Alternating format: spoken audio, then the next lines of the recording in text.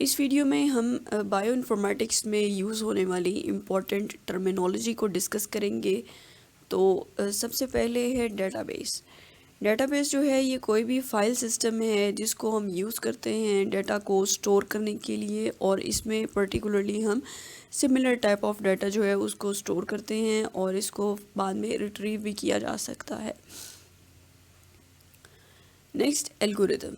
Algorithm जो है ये कोई भी कंप्यूटर प्रोग्राम है, सॉफ्टवेयर के अंदर जो प्रोग्राम्स होते हैं उनको रन करने के लिए पीछे एक कोडिंग लैंग्वेज होती है, प्रोग्रामिंग लैंग्वेज होती है जिसको यूज़ किया जाता है। तो एल्गोरिदम जो है ये बेसिकली एक कोडिंग लैंग्वेज है।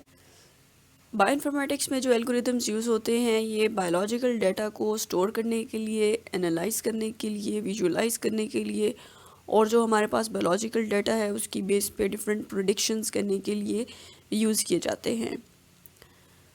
अलाइनमेंट। अलाइनमेंट से मुराद ये है कि आपके पास दो या दो से ज़्यादा जो सीक्वेंसेस हैं वो उनकी आपस में पेयरिंग अप हो।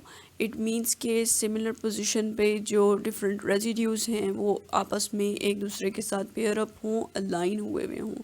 ठीक है, और इसको हम यूज़ किस लिए करते हैं, आइडेंटिटी जो है उन दोनों सीक्वेंसेस के दरमियान उसको फाइंड आउट करने के लिए और देखने के लिए कि सीक्वेंसेस जो हैं वो किस हद तक आपस में सिमिलर हैं, और इस सिमिलैरिटी की बेस पे फिर हम उनके जो एवोल्यूशनरी रिलेशनशिप्स हैं, होमोलॉजी है, उसको देखते हैं कि क्या इन दोनों अगर डिफरेंट ऑर्गेनिजम्स हैं तो उनके जो एवोल्यूशनरी हिस्ट्री है उसको देखने के लिए कि इनका कॉमन एंसेस्टर है या नहीं है।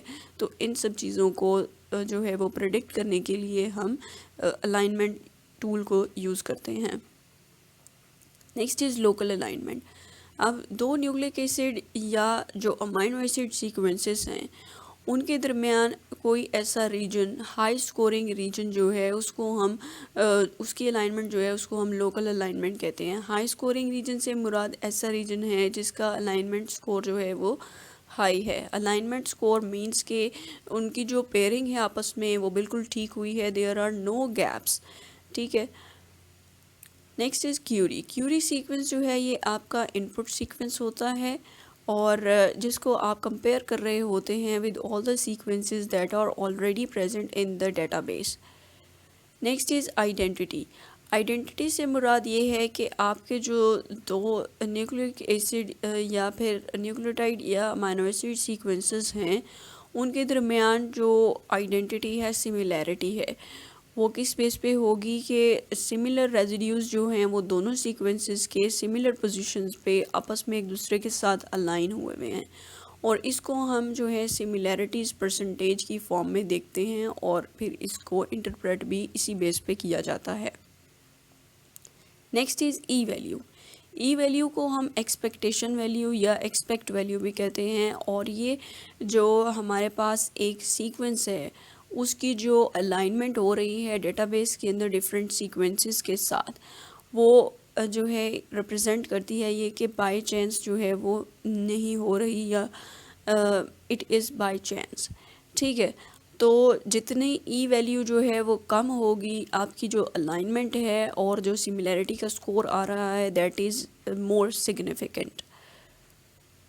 Next is high scoring segment pair, जिसको हम HSP भी कहते हैं।